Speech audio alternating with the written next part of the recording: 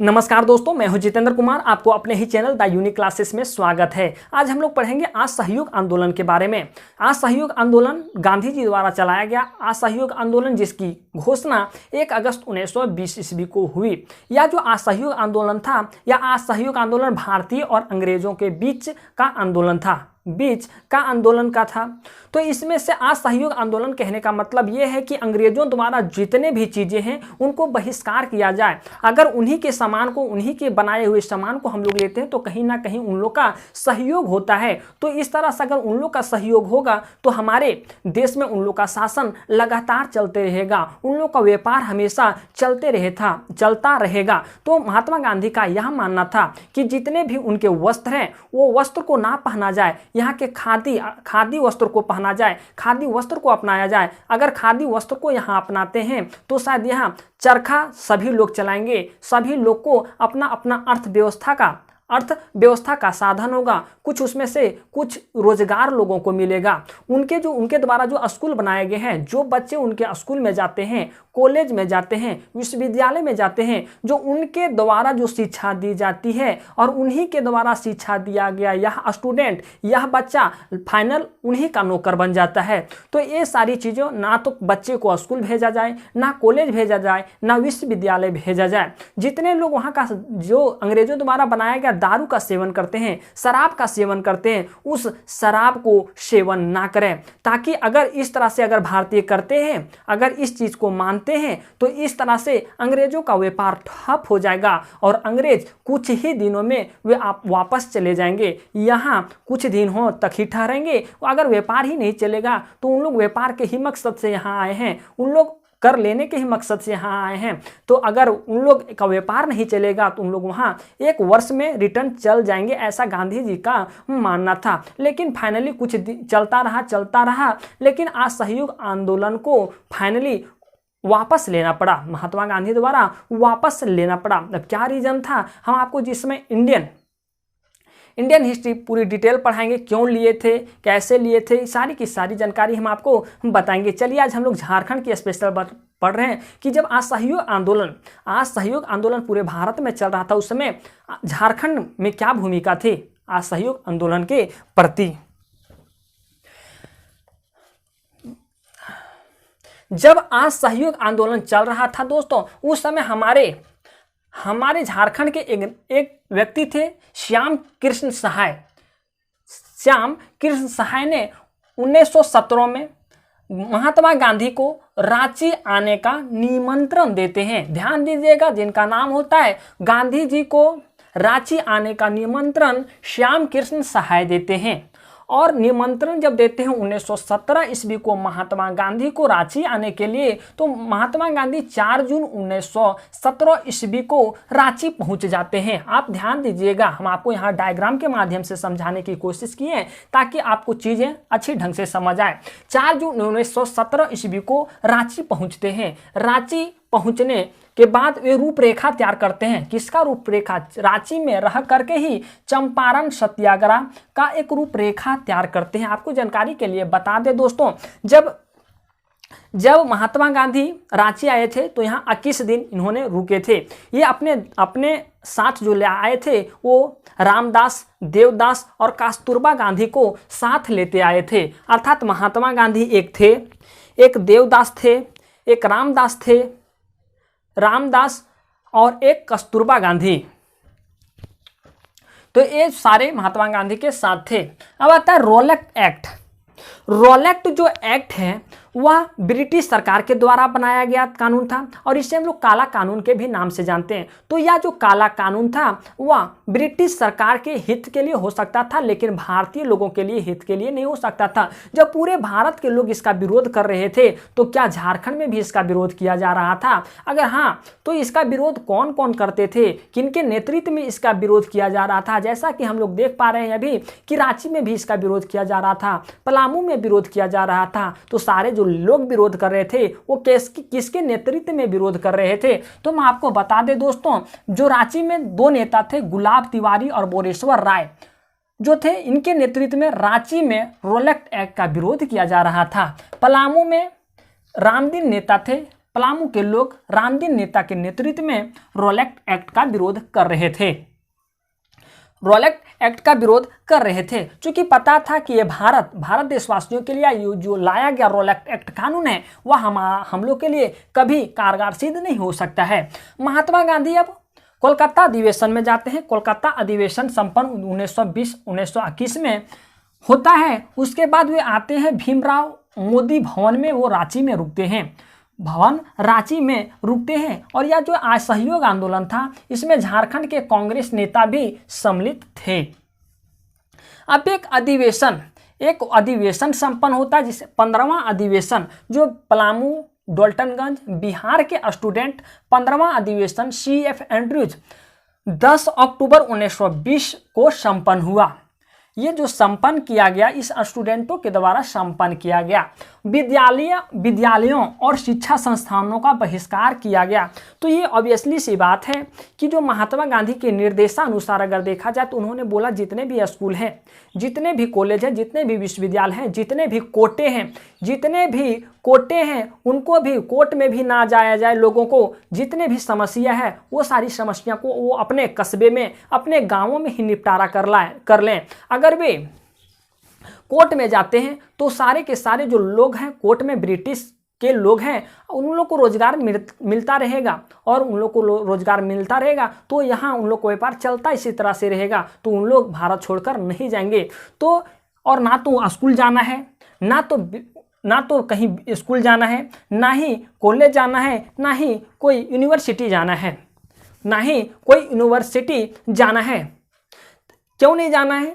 क्योंकि जो या यूनिवर्सिटी जाते हैं बच्चे, भारतीय बच्चे जा रहे हैं, शिक्षा अंग्रेजों के द्वारा दिया जा रहा है। अंग्रेज जो शिक्षा को देंगे वही तो ग्रहण करेंगे बच्चे, उसी तरह से तो बनेंगे और उसी के तरह बनेंगे। जो उनको शिक्षा दिया जा रहा है वही शिक्षा को लेकर के वो आगे बढ़ेंगे, और वह जो शिक्षा दिया जा रहा था वह उनका उपयोग में लाएंगे, वो ब्रिटिश लाएंगे। तो इस चीज़ों को देखते हुए महात्मा गांधी ने इन सारी चीज़ों पे रोक लगाए थे। अब आता है टाना भगत के बारे में हम आपको थोड़ा मौखिक बता देते हैं दोस्तों। टाना भगत जब अंग्रेजों का शासन चल रहा था तो इन्होंने कर देने के लिए बंद कर दिए थे, और जब कर देने के लिए बंद कर दिए थे तो अंग्रेजों ने इनके सारे ज़मीनों को जब्त कर लिया गया। फाइनली ये पता चलता है कि जो टाना भगत थे वो कोई और नहीं, ये महात्मा गांधी के एक बहुत बड़े अनुयायी थे। तो आप इसे नोट कर लीजिएगा कि टाना भगत जब ब्रिटिश सरकार चल रहा था तो ये कर देने के लिए मना कर दिए। अब जब कर देने के लिए मना कर दिए तो ब्रिटिश सरकारों के द्वारा इसकी जो सारी जो क्षेत्र जमीन थी वह इसकी जब्त कर ली गई। फाइनली बाद में ये पता चला कि टाना भगत कोई और नहीं थे, टाना भगत जो थे वो महात्मा गांधी के अनुयायी थे। अब जब कलकत्ता अधिवेशन के पश्चात, कलकत्ता अधिवेशन 1920 में हुआ, इनके पश्चात जो थे पलामू जनजाति के नेता धनी सिंह खरवार को बनाया गया। क्या बनाया गया? नेता बनाया गया। धनी सिंह खरवार को, पलामू जनजाति का नेता धनी सिंह खरवार को बनाया गया। कब? कलकत्ता अधिवेशन 1920 ईस्वी के पश्चात 16 अक्टूबर 1921 ईस्वी को बिहार स्टूडेंट ने 16वां अधिवेशन हजारीबाग में संपन्न किया, जिनकी अध्यक्षता किए थे श्रीमती सरला देवी। देखिए 15वां अधिवेशन में पलामू डॉल्टनगंज बिहार के स्टूडेंट सम्मिलित थे। अब जो होता है वह 16वां अधिवेशन 16 अक्टूबर 1921 ईस्वी को होता है, जिसमें सिर्फ बिहार के स्टूडेंट थे, और इसके जो अध्यक्षता किए थे वो श्रीमती सरला देवी किए थे। यहाँ अगर आपको नहीं दिख रहा होगा तो यहाँ हम अध्यक्षता लिखे हैं। अब डॉल्टनगंज राष्ट्रीय विद्यालय कांग्रेस निर्णय विदेशी। अब जो यह था डॉल्टनगंज में राष्ट्रीय विद्यालय कांग्रेस के निर्णयानुसार स्थापित किया गया, मतलब बनाया गया।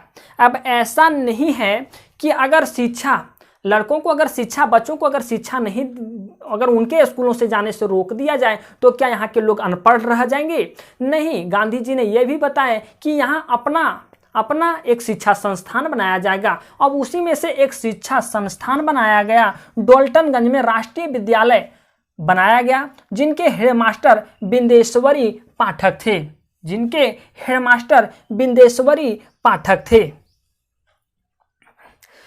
अब ऐसा बात आता है, उसके बाद क्या होता है दोस्तों, जनवरी 1927 ईस्वी में महात्मा गांधी डोल्टनगंज जाते हैं। डोल्टनगंज में अनेक जनसभा करते हैं और उस जनसभा में महिलाएं जो थी वो कीमती आभूषण महात्मा गांधी को दे देते हैं। अर्थात हम लोग यहाँ देख पा रहे हैं कि असहयोग आंदोलन में सिर्फ और सिर्फ देशवासियों का, मतलब पुरुष देशवासियों का ही सहयोग नहीं, नेताओं का ही सहयोग नहीं, यहाँ महिलाओं ने भी सहयोग किए। उन्होंने कीमती आभूषण दे दिए ताकि इनको इधर उधर जाने में, अर्थात किसी भी तरह का कोई भी योजना बनाने में अगर सहयोग हो पाए तो ये अपने कीमती आभूषण महात्मा गांधी को दे दिए। अब आता है कि महात्मा गांधी 1925 ईस्वी में CF एंड्रू निवेदन करते हैं कि आप JRD टाटा आइए, आप जमशेदपुर आइए। जमशेदपुर आए तो उनका एक भव्य स्वागत हुआ, शानदार स्वागत हुआ और इस वार्तालाप के बाद उनका स्वागत हुआ। वार्तालाप के बाद मजदूर संघ को मान्यता भी प्राप्त हुई और गांधी जी को 5,000 रुपये जमशेदपुर की सभा में देशबंधु स्मृति फंड से प्राप्त किए गए। आप इसे नोट कर लीजिएगा। और गांधी जी को 5,000 रुपये जमशेदपुर की सभा में देशबंधु स्मृति फंड से भी प्राप्त किए गए। अब टाटा कंपनी के अधिकारी जिनका नाम था टेम्पल, उन्होंने 1926 ईस्वी में खादी प्रदर्शनी का उद्घाटन किया। टाटा कंपनी के अधिकारी जिनका नाम था टेम्पल 1926 ईस्वी में खादी प्रदर्शनी का उद्घाटन किया। उसके बाद 1928 में टाटा कंपनी में बहुत बड़ी हड़ताल हो जाती है और इस हड़ताल में NM जोशी और जमुना दास इस हड़ताल में निपटारा करने के लिए आते हैं, लेकिन जमुना दास से ना तो जोशी जी से इस हड़ताल का निपटारा होता है। फाइनली जब सुभाष चंद्र बोस ने इस हड़ताल का समाधान